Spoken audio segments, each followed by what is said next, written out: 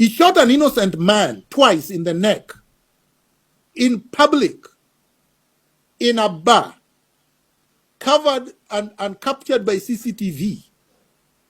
And he went and corrupted the DPP and had some kind of ADR.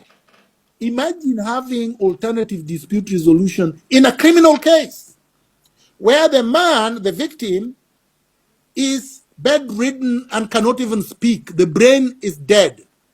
Okay?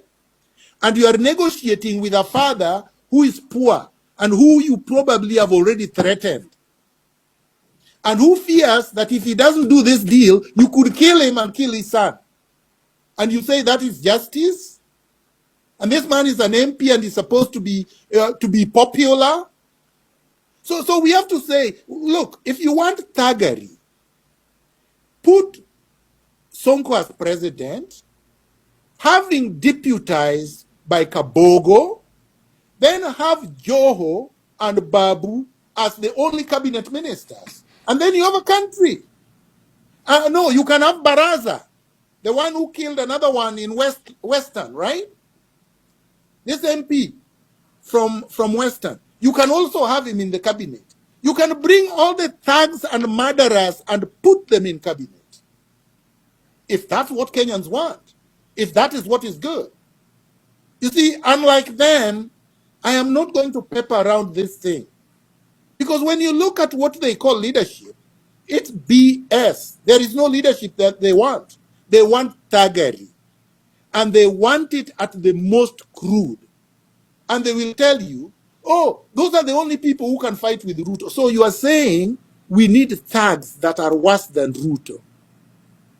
So what is this change that you're talking about? And the Gen Zs have to wake up. Because when they went to demonstrate last year, what is it that they were demonstrating against? Were they demonstrating that they want thuggery? Or they were demonstrating that thuggery is bad? Now, if Ruto's thuggery was bad, if the abduction of people on the street was bad, if the torture and maiming of Gen Zs were bad, how can Babu be good by shooting DJ Evolve in the neck twice and crippling him for life? Remember, DJ Evolve could have been anything. Remember, DJ Evolve was a DJ. And remember, Sonko became a governor from being a criminal and a drug dealer, and he became a governor. So DJ could have become anything, DJ Evolve. But right now, all he's doing is that he's waiting for his death, courtesy of Babu. How can that be a leader? And when you go to the University of Nairobi, you will find numerous people that have been tortured, and some who have died under mysterious circumstances because of him. So no, we can't have that kind of people as leaders. And then you hear people say the youth. No. Youth is not a criteria for leadership. Integrity is. So whether you are old, whether you are young, whether you are middle-aged, the only basis for leadership is integrity, competence, and vision. Nothing else. Thank you very much. I want to give you now this opportunity to tell us, the people that are wondering, how is Miguna going to govern this country? I want to give you this opportunity to run us down how you want to govern this country. So that metaphorically we can be on the correct road to Singapore. Yes. Jagero, Yeah. you see, what I've been saying since we started talking is to paint a picture of the kind of leadership that I would be bringing on the table. So as I said, I would want a country governed on values, the values of integrity. Okay? Yes. Integrity is so important because if a leader can be compromised on the basis of financial proclivities or on the basis of blackmail because they are involved in criminal activities or on the basis of any other thing other than the fact that they are there to serve the public interest, Yes. then that's not a leadership that we need. So I want to bring a leadership that is anchored firmly on integrity, number one. Number two, I want to bring to the table a leadership that has a Pan-African revolutionary vision for the country, to transform it. Remember, Kenya does not have even a foreign policy. That is how come we are a joke in international fora. You go to the UN, a Kenyan president speaks, and it cannot be reported in any international media because it is just empty air. There is no substance to what we say. When you have the president of Burkina Faso speak, Captain Traore, it's reported all over as headline. Why?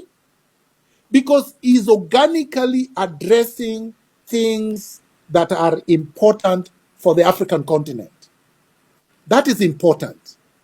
Because if you are not anchored in the African continent, philosophically speaking, ideologically speaking, then you cannot even serve the interests of Kenyans.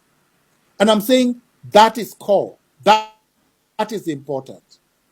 It is so important because colonialism was based on the hatred of the black man. And what I'm trying to do is to make sure that we dismantle the colonial legacies that dehumanized the black man. Okay?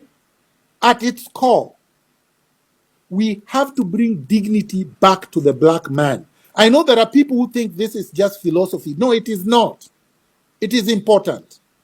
Dignity is important because without dignity, even if you are competent, you can't perform.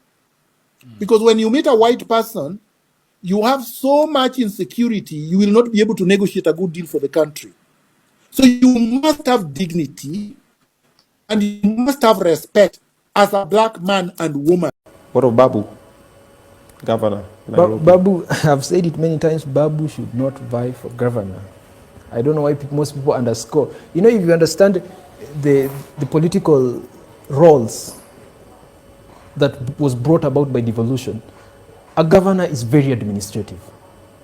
That is why we do not have to be hearing about a governor talking about political issues.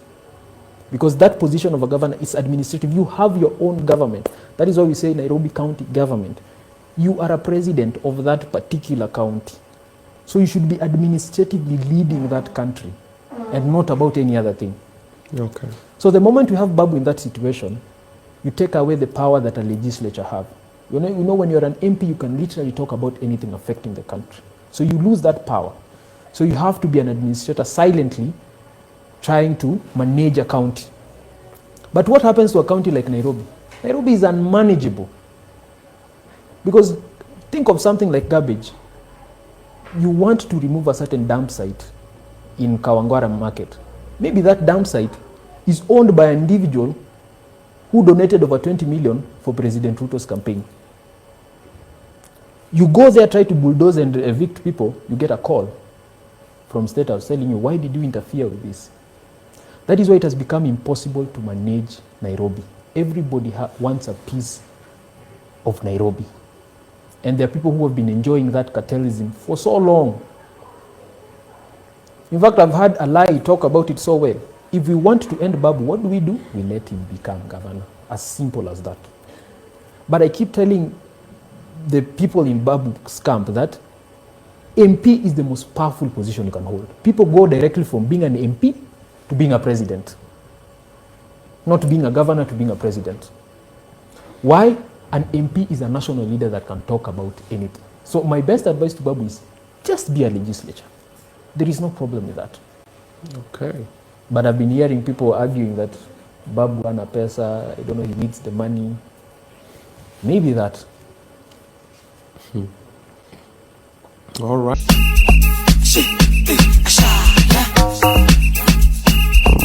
Yeah.